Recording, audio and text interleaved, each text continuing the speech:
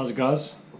And welcome to part 3 of our little series on everything you need to know about fishing with drones. Today we're going to cover probably the most questioned part of this whole thing, the part of it I've had the most questions about, and that is the actual trace itself, and how I make them up. Before we get totally into that, every part of the tackle I've showed you so far, I didn't just one day arrive and go, I think I want to just fish with insanely heavy tackle and crazy thick leaders and 100-pound braid and flipping 20-0 circle hooks and crazy steel. It's been a process of eliminating weak points.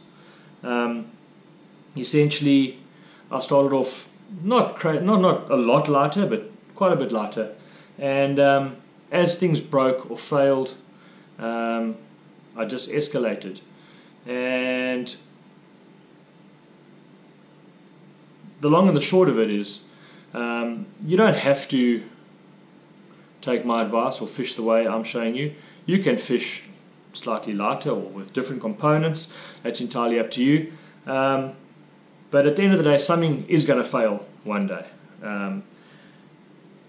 And the way it works in fishing is, let's say you're right 85% of the time, 90% of the time, your tackle is going to be fine. We all fish, let's face it, guys, we all fish for that one fish. That one fish that's going to come along one day. And that's the one that's going to test every last piece of your tackle. And I promise you, it's not going to come along one day when you go, today I'm going to set out and put crazy heavy tackle on because today I'm going to talk. He's not going to come then. He's going to just come when he decides to come. And you better be ready every single time. So the way I looked at it when I got the kites and then obviously the drones later was, I'm going to be ready every single time. Every single time. You know, when we were still sliding, I put on the heaviest line that I thought I could get away with throwing any reasonable distance. I threw the heaviest leaders I thought I could throw practically. I fished with the heaviest steel that I could use practically. So this is getting back to what I was saying the other day, is I don't see the point of taking that same tackle and going on with your drone or your kite. You now have the capacity to be able to escalate to the point where you should land 29 out of 30 fish you hook. You know what I'm saying? The only way you should lose a fish, besides hook pulls, or other fish swimming into your line or something like that. I mean, like genuine, you got cut off or rolled off, or the fish rolls and straightens your hooks, or snaps your steel, or pulls open your swivels. That should not happen. That should not happen, because you are able to now fish with tackle that eliminates those issues 99.9% of the time. So that's basically what I was trying to get at before, and the reason I fish this heavy stuff. You know, that one fish, when it comes along, you only get a couple of chances at those fish in your life, and you better be ready. You know, and it's not. You get guys saying, "Oh, well, I only fish here, and there's only sort." Fish don't care. They'll rock up and break your heart. They don't care about your schedule or where you think you're fishing. He'll rock up when he wants to rock up, and you better be ready when he does. And so that's my take on drone fishing. And if you want to fish in other places, say False Bay, or guys go, oh, there's only really bronzies in False Bay that we can target. Well, why not fish that you can land every single bronzy you hook? Every single bronzy you hook, and you can land them in 20 minutes to half an hour. Why would you not want to do that? First of all, for the sake of, you can catch a hell of a lot more fish. Secondly, you're not going to leave tackle in fish with hundreds of meters of 50 or 60 or 80 pound braid. And thirdly, it's got to be better for the fish to land them and release them so quickly. So yeah, anyway, to the traces. There's lots of different ways of doing this. This is my way of doing it. Some guys use crazy long steel too. Anyway, here we go. So we'll start off with the steel. That's probably the thing I get most questions about. I soon found out when I started with the kites that stuff like 250 pound steel is a complete and utter waste of time. Never mind the fact that fish bite through it and stuff. When you're pulling as hard as this tackle allows you to pull, you break stuff. The knots break on 250 pound steel. Big blackfin will roll you off without even thinking. So then I went to 450 pound steel. 450 pound steel is fairly substantial stuff. And that was okay for a long time. But not too long ago, we got bitten off a couple of times on 450 pound steel. So I went looking for something else. And so now what I'm using is this stuff. Bought at a hardware store. It's 2.5 mil, I think, 7x7 plastic coated steel cable. To be honest with you, it's a hell of a lot nicer to work with than 450. 450 is pretty freaking rigid stuff. This stuff's beautiful and supple. It's very easy to work with. So this is what I'm using now. There is another thicker one that guys use. It's like a blue coating on it. If you want to use that, it's fine. I haven't been... When I get bitten off or broken off on this, I'll try that stuff, but I haven't yet. I think I compromise on every step up. You know, this stuff is so much more supple, so much lighter, and than that, the blue coated stuff. This is what I'm using right now. And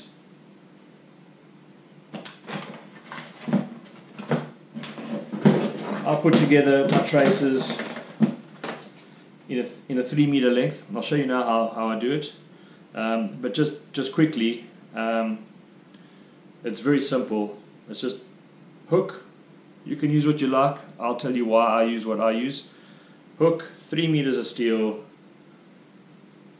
little plastic thimble, and a 3/0 Japanese power swivel. That is the components. A little bit of heat shrink if you want to do it, but that is as simple as my trace is. So let's get showing you how I make these traces up. So firstly, you just get 3 meters of your steel. You can go longer or shorter. Again, it's all about compromise. To me, 3 meters is the perfect length. You know, if you get a big blackfin rolling or jumping or bronzy or whatever, 3 meters is probably going to be okay a lot of the time. You know, it's not going to be hitting too much of your leader, and it's also not crazy heavy, lifting your sinker if there's a bit of surge, etc., etc. So that's what I use.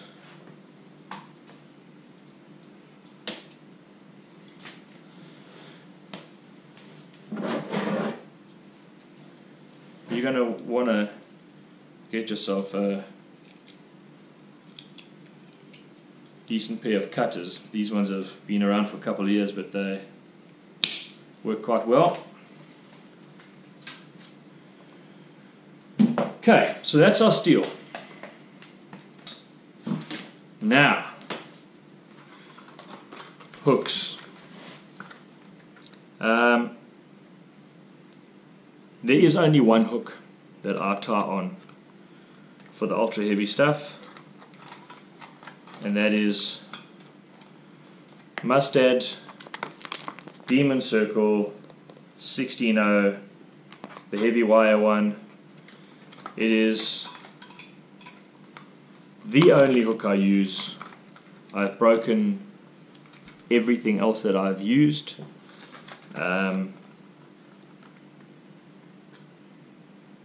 Why don't I use 20-0 eagle claws.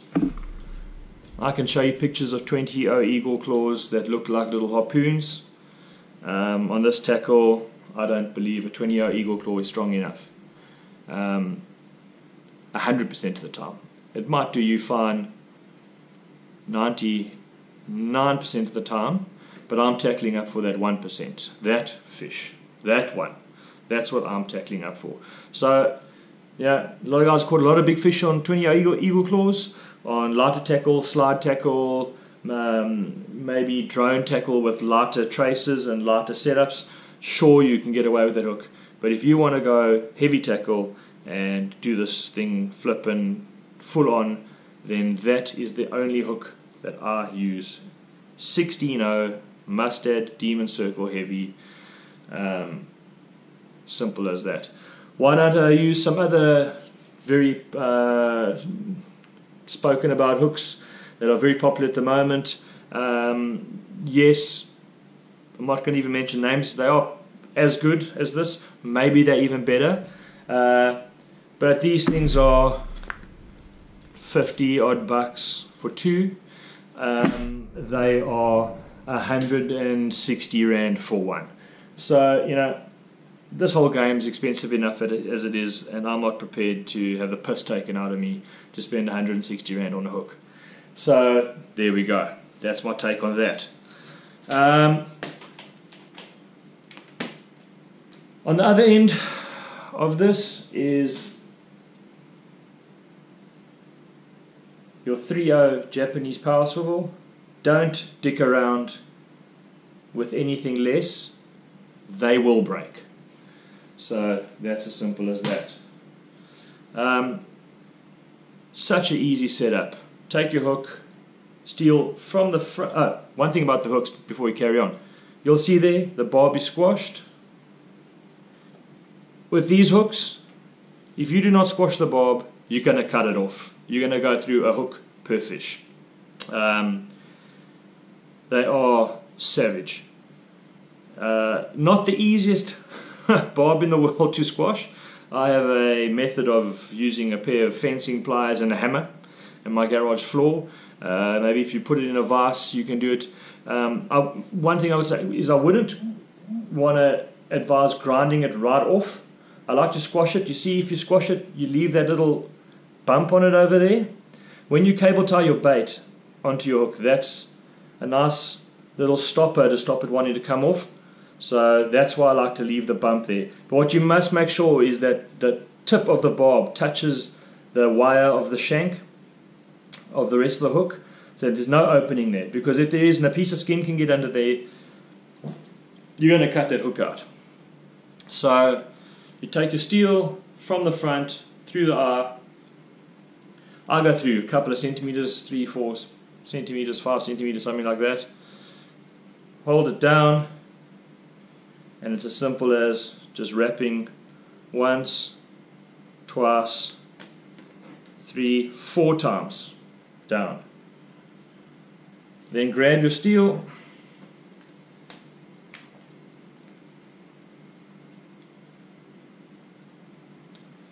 come through from the back,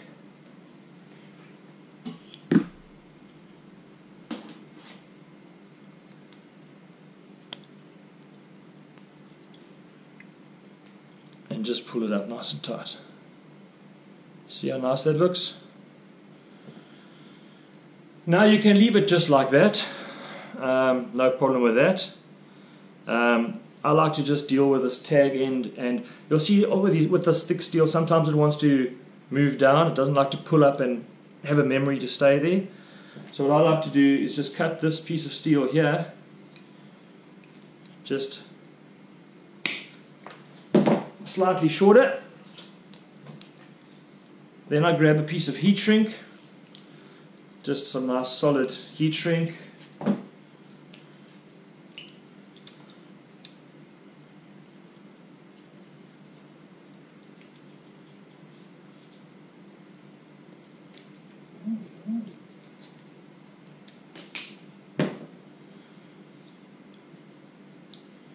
Put that around.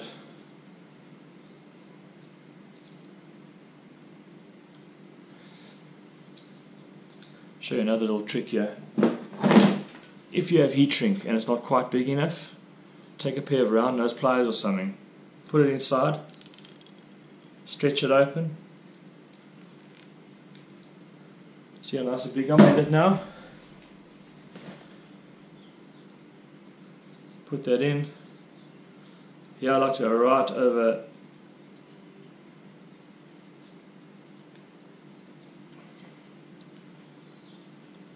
the whole knot, and actually like even start covering a bit of the eye. Like I like to get this right up there.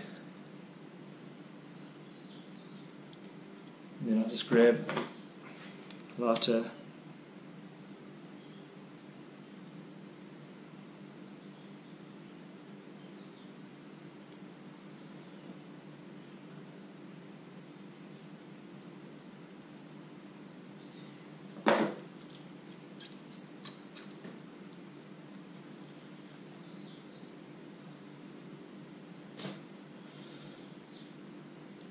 check how that has heat shrunk that knot. Now that knot won't slide down. That knot is protected.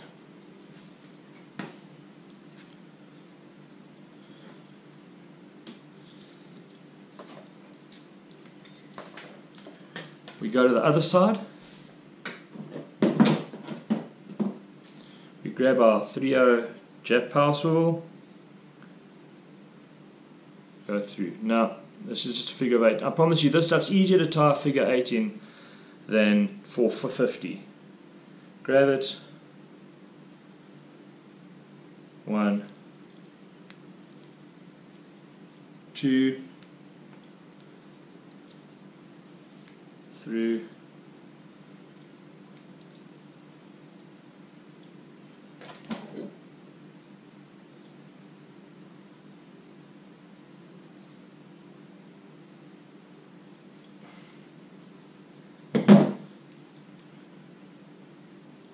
When you get to a point, I just like to grab my little thimble. Is the thimble 100% necessary? Maybe not. I just like having it on this super heavy stuff. More so on the other side. So I'll do the exact same thing when I tie my mono from my leader on. And that's the one I'm more worried about than this, is I have a thimble on the other side too. Just to protect. You can imagine that 2.5mm leader under crazy pressure trying to close up. So that thimble's just there to stop it doing whatever may happen. Who knows. And then you just need to work that thimble into that little loop of your figure 8.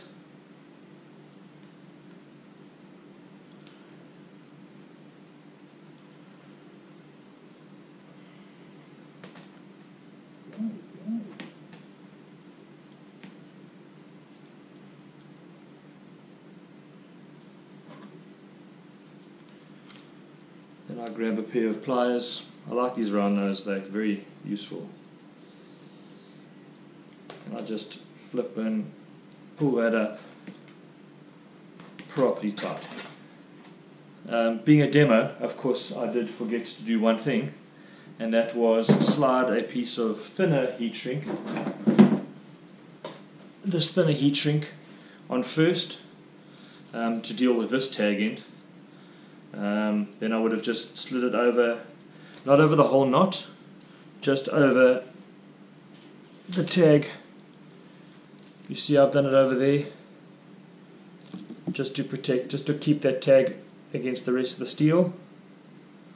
I like not to have loose ends, but on the basis that I forget to do this 90% of the time, I'll just take a piece of insulation tape, as much as I hate doing it, and I'll just put 2 wraps around that just to stop that from flapping around.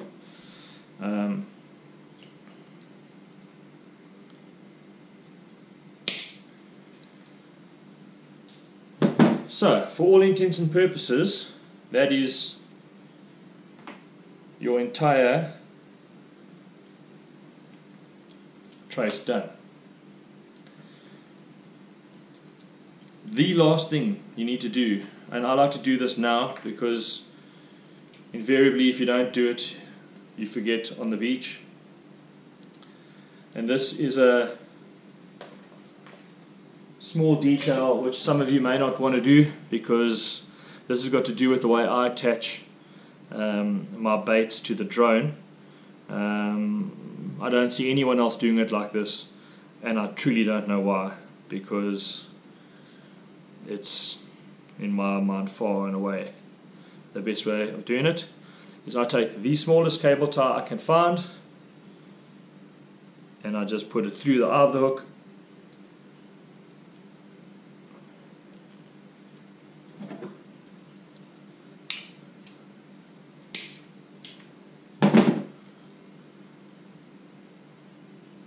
And that little cable tie just sits there in the eye of the hook.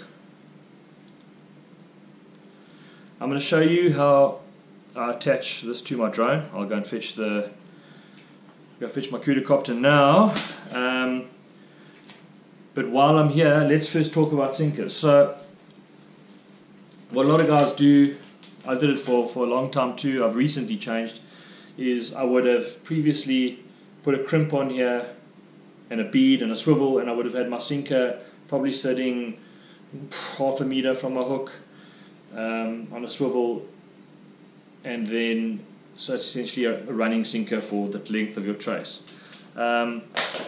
To be honest with you, I've gone completely away from that for a couple of reasons. Firstly, that swivel running on your steel stuffs it up. It just does. It stuffs the coating up, it crimps it, it makes it want to curl, so it damages your steel to an extent. Second of all, why do I need the complication of having a sinker running up and down? The fish we're fishing for don't care about a running sinker, believe me. So what I've started doing is, essentially now you'd have your leader coming in on here, tied onto the other side over there. I will just tie a piece of line onto this swivel, either side, it doesn't make a difference, and I attach my sinker with short 10 centimeters maybe of line. This line does not have to be long. You can go here as heavy as thick as you like. I tend to go 7.0, 7.5 maybe, something like that. I don't want to lose my sinker if I don't have to, but at least something like 7.0 will break before anything else here. And then I just attach my sinker fairly short, right at the top of my steel. I very rarely need to go more than, say, a 8 ounce sinker. I can count on one hand the amount of times I've dropped 10s in the Transkei and the Wild Coast, when the sea's flat, there's no current. I'll drop 6s. So I would say something like an 8 is probably the best all-round size sinker. You can use a normal heavy grab like that. I cable tie them so that they can't unclip. I don't want the thing unclipping under pressure. But better than that, if you want the best sort of compromise sinker, I would say something like an 8 ounce long boom sinker like that. Also cable tied, and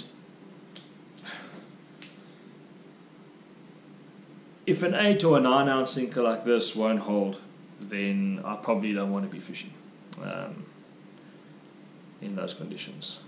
You might get fish, but you're going to have, when you fish in marginal conditions, that's when you end up losing a lot of tackle, a lot of gear. Sure, you might hook fish. It is extremely difficult to land fish in conditions like that, and that's when you lose fish or you lose your gear, and I'm allergic to losing gear. So long boom 8 ounce, like I say, I've gone to a 10 a few times, but really if it gets to that, I often ask myself what I'm doing there in the first place. Right, I'm going to go grab my drone, show you how I attach my bait on this trace to my drone, and we take it from there. See you guys now. Right, so there are many ways of attaching your bait to your drone, and there's lots of experts out there, and to each their own. When I first got my Quadcopter, Gary from Quadcopter, the owner of Quadcopter, suggested this method to me, and I tried it and was blown away, and it's the only way I've ever done it since then. And I don't know why I don't see more guys attaching their baits like this. So let's first talk about the debate is always, well, how far from your drone do you attach your bait? Guys, it's got to be 15 meters under, 5 meters. At the end of the day, why do you want it to be dangling at all? Why do you want something swaying at any distance? The biggest disaster besides crashing your drone while taking your bait out is getting an overwind on your reel.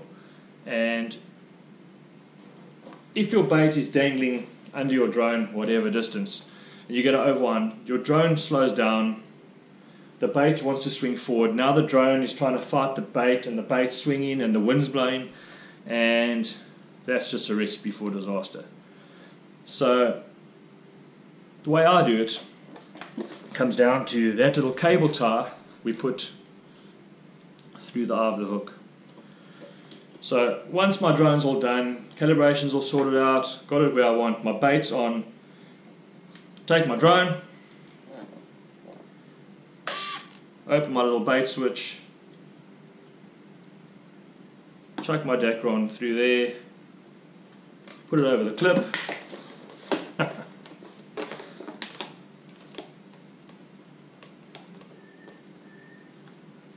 put it over the clip, and that's where my bait hangs. So my bait is essentially now my fist hanging here under the drone, and everything else is away and gone behind. And my sinker at the end of my 3 meters of steel is holding everything at somewhat of an angle, and we go. When I get an overwind, all the drone knows about is it's pulling out the slack. Now the reel stopped turning, and obviously you've got a bow from the wind, and the bows is now stopped. And by the time the drone has pulled that slack out, and I've stopped flying it, and the guys saw, there's no problem. You just keep on going. There's nothing to swing. I mean, so what? This is flying, and the drone gets slowed down, and then it carries on, and there's no issue. So to me, this is like far and away the best way of attaching your bait to your drone. With one exception that worries me. I've done it many times and I've never had a problem with it. If you are using your drone to say fish for edibles or lighter tackle, and you've got something like an ocky leg on here, I am always slightly concerned about that ocky leg blowing and possibly going into a motor.